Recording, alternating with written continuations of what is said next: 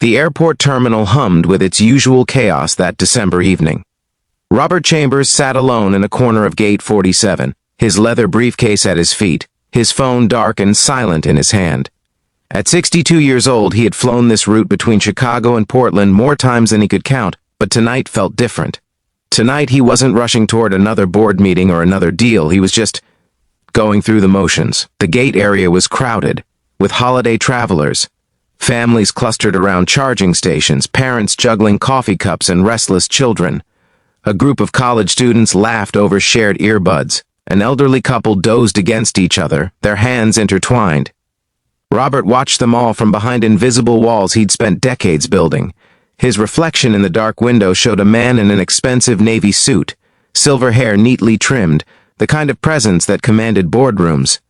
But the eyes staring back at him looked tired in a way that had nothing to do with the delayed flight or the long day of meetings.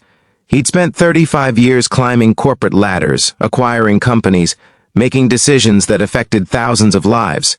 His calendar was always full, his inbox never empty, but his house in Lake Forest? That was empty, had been for 3 years now since Margaret left. Since she'd finally said what they'd both known for decades, they'd built a life of accomplishments, but forgotten to build a life together. His daughter Emily was in Seattle now, with a family of her own. 2 grandchildren he saw maybe twice a year, if schedules aligned, which they rarely did. His fault, mostly. Always another meeting, another crisis, another reason why next month would be better. The gate agent announced another delay. Mechanical issues. At least 2 more hours. Robert sighed and closed his eyes, letting the ambient noise wash over him. Somewhere nearby, a child was crying, the sound cutting through the general murmur like a small bell ringing. When he opened his eyes, she was standing right in front of him. A little girl, maybe 6 years old, with dark curly hair pulled into 2 ponytails tied with red ribbons. She wore a pink winter coat that was slightly too big for her, the sleeves covering her hands. Her brown eyes were wide and serious as she studied him intently. "Excuse me," she said in a small, clear voice. "Are you lost too, mister?" Robert blinked, caught off guard. Of all the questions he'd expected that evening, this wasn't one of them. "Lost?" he repeated, his voice rusty from hours of silence. She nodded solemnly. "I can't find my grandma. She went to get coffee and she said to stay right by Gate 45, but I think maybe I walked too far. And you look lost too. You have the same face my grandma makes when she can't find her reading glasses." Despite himself, Robert felt the corner of his mouth twitch. "What face is that?" The little girl scrunched up her features into an exaggerated expression of worry and confusion, then relaxed into a shy smile. "Like that." "I see," Robert said softly. He glanced around the crowded terminal. "What's your name?" "Sophie. Sophie Martinez. I'm 6 3/4. What's your name?" "Robert," he said. "And I think we should find your grandmother right away. She's probably very worried about you." Sophie considered this. "Maybe. But Grandma says worrying doesn't help anything. She says you just gotta take the next right step, then the next one. And pretty soon you're where you need to be." Robert felt something shift in his chest. Simple wisdom from a child's mouth, but it struck him with unexpected force. When had he last thought about anything that simply? His life was all projections and contingencies, 5-year plans and risk assessments. "That's very wise," he said quietly. He stood up, his knees protesting slightly. "When had that started? Gate 45 is just back that way, 2 gates down. Let's walk together." Sophie slipped her small hand into his without hesitation, the trust of it nearly undoing him. When had someone last reached for him like that, without agenda or expectation? They began walking slowly through the crowd. "Are you going somewhere for Christmas?" Sophie asked, swinging their joined hands slightly. "Portland. To visit my daughter." "That's nice. Does she have kids?" "2, a boy and a girl. Do you see them a lot?" Robert swallowed. "Not as much as I'd like. How come?" There it was again, that childlike directness that cut through all his carefully constructed explanations. "I work a lot," he said finally. "I always thought I was working for them, to give them a good life. But somewhere along the way, I think I forgot that a good life means being there, not just paying for things." Sophie looked up at him thoughtfully. My daddy works a lot too. He drives a truck. But he calls me every single night before bed, even when he's far away. He says that's his favorite part of the day. Your father sounds like a wise man. He is. Him and Grandma both. Grandma says people who love you make time for you no matter what. They passed gate 46. Robert's throat felt tight. This little girl, this stranger, was holding up a mirror to his life, and the reflection wasn't kind.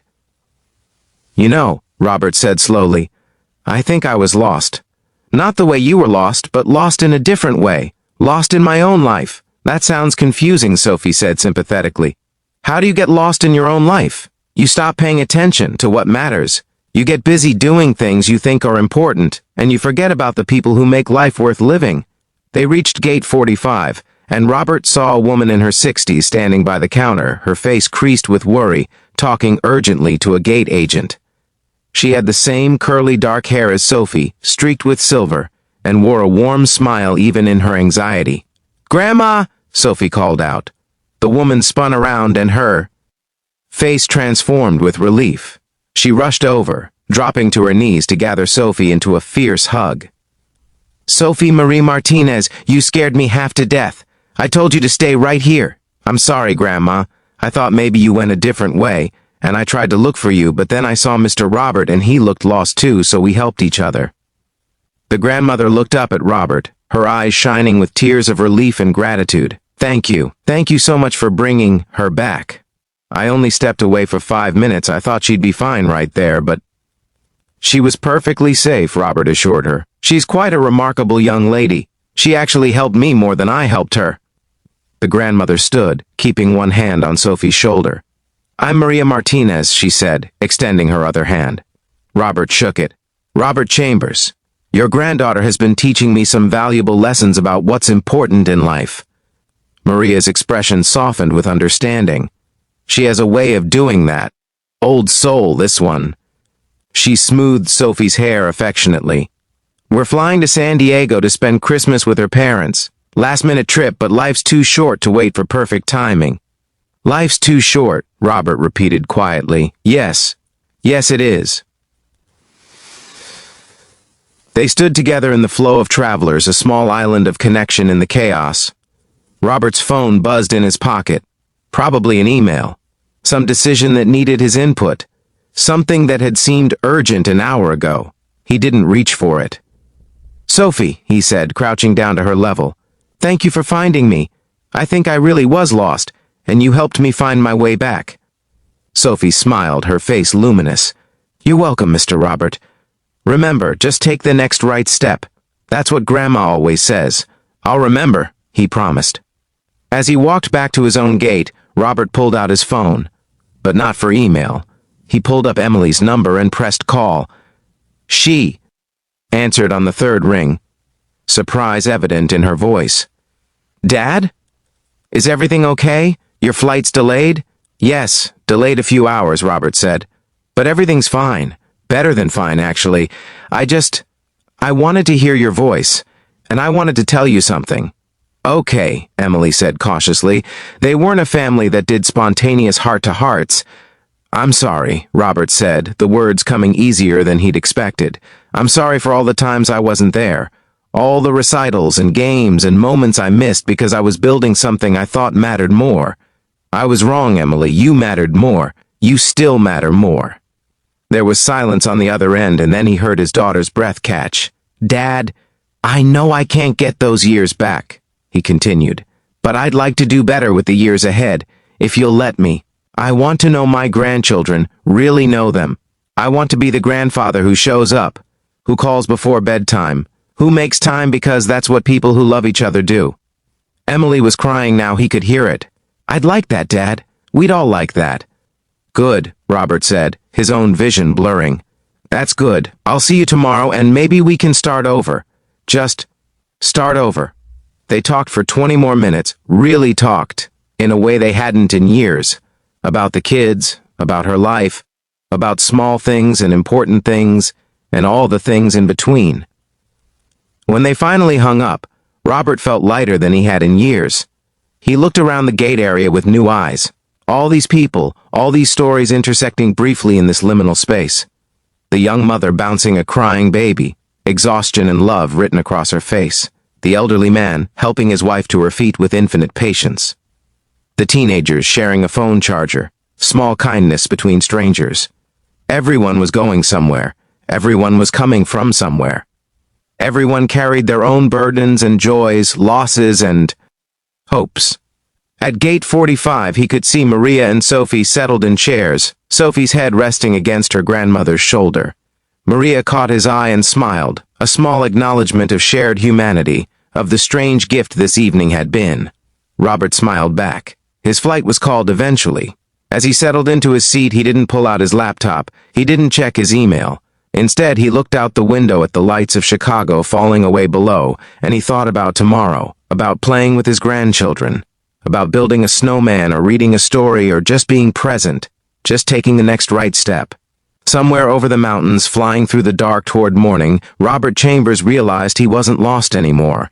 A little girl with red ribbons in her hair had asked him the right question at the right time, and in answering her, he'd found his way home.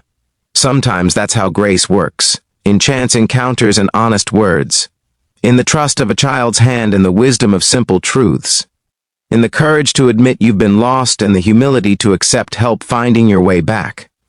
The plane flew on through the night, carrying Robert toward family, toward connection, toward all the years he still had time to get right. Outside his window, the stars shone clear and bright, steady lights in the darkness, showing the way home.